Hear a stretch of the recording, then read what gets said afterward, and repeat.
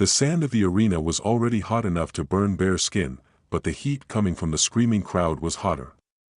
50,000 people were chanting two words, over and over, until the sound became a physical weight pressing down on the center of the pit: kill her. Kill her. Hey friends, welcome. I'm Marcus. Another incredible gladiator story for you today. This isn't just a story about blood and sand, it's about the cost of a human soul. Let me know where you're watching from and please hit that subscribe button. Let's get started. In the center of this cauldron of hate stood Valerius. They called him the Titan. He was 7 feet of scarred muscle and bad intentions, the undefeated champion of the Grand Games. He wore the golden pauldron of the emperor's favorite and carried a shield so heavy that normal men needed 2 hands to lift it. Today was supposed to be his final day. One last execution, one last display of dominance, and he would be given the wooden sword, his freedom. He stood motionless, his helmet tucked under his arm, looking at the enemy they had dragged out for him to slaughter. She wasn't a gladiator. She wasn't a soldier. She was a girl, no older than 19, wearing the tattered gray robes of a healer. Her name was Alice. The high priest had accused her of witchcraft because she had cured the plague in the slums using herbs instead of prayers. The mob, terrified and superstitious, wanted her blood to wash away the sickness. Alice was on her knees in the dirt, her hands bound behind her back. She wasn't crying. She was trembling, yes, but her eyes, bright green and fierce, were locked on Valerius. She didn't look at the crowd. She looked at the executioner. Valerius looked down at her. He gripped the hilt of his gladius. All he had to do was swing. One stroke. Then he could walk out the gate of life, buy a farm in the hills, and never smell blood again. Do it, Titan, the emperor shouted from the royal box, leaning over the velvet railing, his face twisted with sadistic glee. Cleanse the city. Valerius took a step forward. The crowd roared, a sound like a tidal wave crashing. He saw Alice flinch. He saw her close her eyes, preparing for the dark, and in that moment, Valerius remembered, 3 years ago, before he was the Titan, he was just meat in the lower dungeons.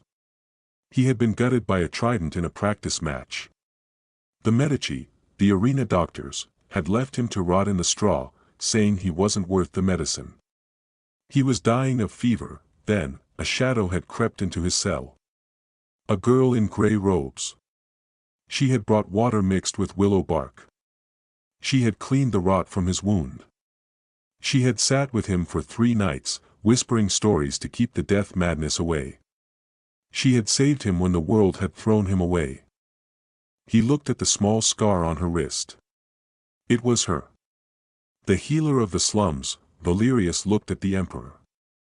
He looked at his freedom, waiting just beyond the gate. Then he looked at the girl who had given him the life he was living. The emperor saw the hesitation. His smile vanished. I gave you an order, slave, the emperor shrieked.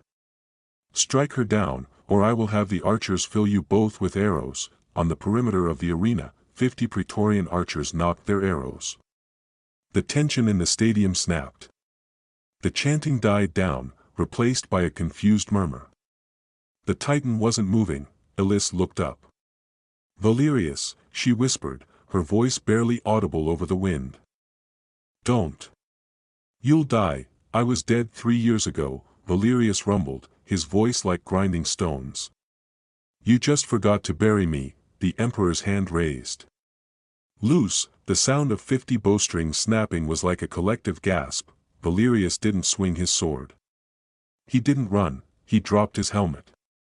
He spun around, putting his massive back to the archers. He ripped his tower shield, the wall of Troy, off his arm and hurled himself over the kneeling girl. He slammed the shield into the sand, crouched low, and curled his massive body around hers, creating a dome of steel and flesh. Thud. Thud. Thud thud thud, the arrows rained down. They hammered against the shield like hail on a tin roof. They sparked against his greaves. One unlucky shaft found a gap in his armor, biting deep into his unprotected shoulder. Valerius grunted, a sharp intake of breath, but he didn't flinch. He pressed Elis into the sand, covering her head with his broad hand. "Stay down," he growled into the dirt. The volley ended. The arena was silent. The champion rose slowly to one knee, keeping the shield locked in place over the girl. He reached up and snapped the arrow shaft in his shoulder, ignoring the blood running down his arm. He looked up at the imperial box. The crowd was stunned. They had never seen a gladiator defy the emperor. They had never seen a monster protect a victim. Valerius slammed the flat of his sword against his shield. "Clang! Is that all you have?" he roared, his voice echoing to the top rows of the Colosseum. "Send the legions. Send the lions. But she leaves this sand alive." The crowd, fickle and hungry for drama, shifted. A single voice from the cheap seat screamed, "Mercy!" Then another. "Mercy! Mercy!" The emperor's face turned purple. He had lost the crowd. He pointed a shaking finger at the gate of death, where the heavy iron bars were slowly rising. "Release the beasts," the emperor whispered. "Release the shadowy ones." From the darkness of the tunnel, a low, guttural growl echoed, a sound that made the ground vibrate. It wasn't lions. It was something much worse. Valerius stood up, pulling Elis to her feet behind him. He braced his shield. "Can you run?" he asked her. "Yes," she said, her hands still bound. "Good," Valerius said, watching two massive, armored war tigers stalk out of the shadows, their eyes burning with hunger. "Because the easy part is over." The two beasts that emerged from the shadows were not natural. They were shadow stalkers, imported from the deep jungles of the east, starved for a week and clad in jagged iron plating that covered their flanks and heads. They didn't roar, they hissed, a sound like steam escaping a vent. Valerius shifted his stance, placing Elis directly behind his left leg. The arrow in his shoulder throbbed with every heartbeat, sending lines of white-hot fire down his arm, but his grip on the gladius didn't waver. "Don't look at their eyes," Valerius commanded, his voice low and steady. "Look at their paws. That's where the movement starts." The first tiger, the larger of the two, didn't charge blindly. It circled to the left. The second one circled to the right. They were hunting as a pack, splitting the defender's attention. Suddenly, the second tiger lunged. It was a feint. Valerius swung his shield, the wall of Troy, to crush the beast, but the cat was too fast. It twisted in midair, bouncing off the shield and landing behind them, near Elis. Valerius spun, abandoning his defensive posture. The first tiger saw the opening. It launched itself at Valerius's exposed back. Elis screamed, "Behind you!" Valerius didn't turn. He knew it was there. He dropped to one knee, driving his shield into the sand and bracing his shoulder against it. The tiger hit the shield with the force of a battering ram. The impact drove Valerius backward, carving deep furrows in the sand. Claws screeched against the metal, seeking purchase. The tiger on the shield was heavy, pinning Valerius down.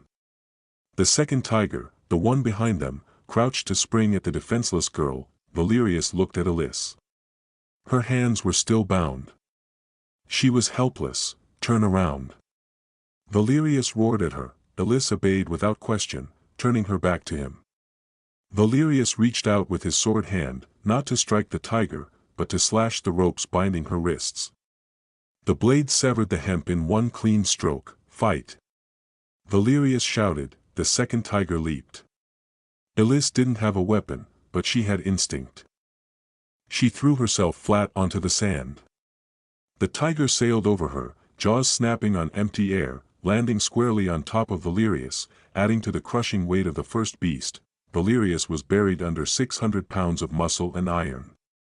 The first tiger was clawing at the top of his shield. The second was biting at his greaves, trying to rip his legs apart. The crowd went silent. The titan was down. Valerius felt his ribs creaking. He couldn't breathe. He couldn't lift his sword arm. Then, he saw movement. Elis wasn't running away. She was crawling toward him. Her eyes were focused on the arrow shaft still sticking out of Valerius's shoulder, the one the archers had fired earlier. She grabbed the broken shaft. "Forgive me," she gritted out. She yanked the arrow out. A geyser of blood followed, and Valerius roared in agony, a sound that shook the arena walls. But Alice didn't hesitate. She gripped the bloody arrowhead like a dagger. The second tiger, the one biting at Valerius's legs, exposed its throat as it readjusted its grip. Alice lunged. She drove the arrow into the soft, unarmored spot beneath the tiger's jaw, pushing it upward with all her strength, aiming for the brain. The beast convulsed. It let out a strangled yelp and collapsed sideways, twitching. The weight on Valerius's legs vanished. He surged with a fresh wave of adrenaline. With a primal scream, he bench-pressed the remaining tiger off his shield, throwing the 300-pound beast into the air. As the tiger landed on its feet, confused, Valerius was already moving. He didn't wait for it to recover. He drove his gladius through the eye slit of the beast's iron helmet. The tiger dropped instantly. Valerius stood up, chest heaving, blood pouring from his shoulder. He looked at Alice. She was covered in sand and blood, holding the broken arrow, shaking. He offered her his hand. She took it. He pulled her to her feet and tucked her behind his shield again. The emperor stood up, his face a mask of pure fury. His pets were dead. His script was ruined. Kill them. The emperor shrieked, his voice cracking. All of you. Sentinels. Praetorians. Everyone into the sand. Cut them into pieces. The heavy gates of the barracks swung open.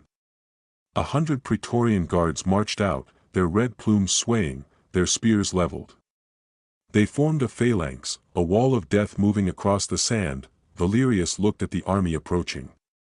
He looked at his broken shield. He looked at his sword, chipped and dull. It was an honor, Valerius said to Alice.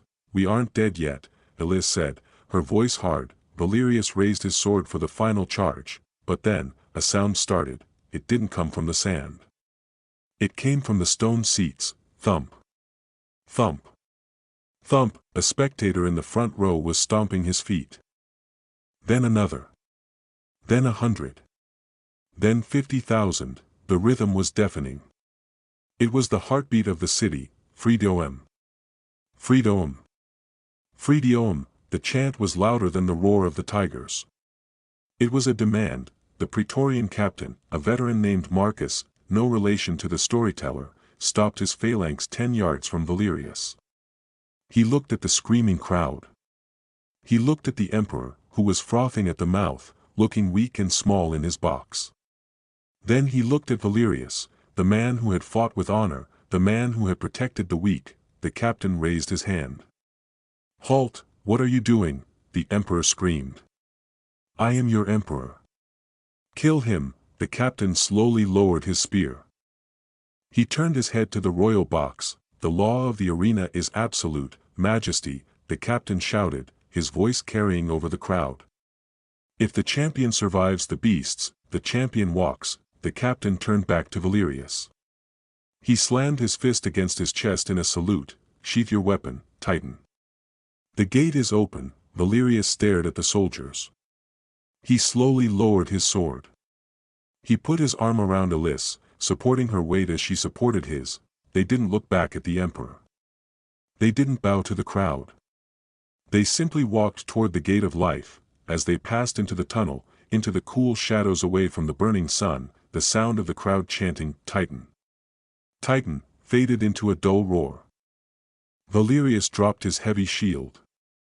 It clanged against the stone floor, echoing the finality of his career. He looked at Alice.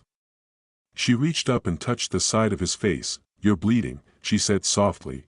I know a good healer, Valerius replied, a small, tired smile breaking through the grime on his face. They walked out into the streets of the city, not as champion and victim, but as two free souls in a world they had conquered together.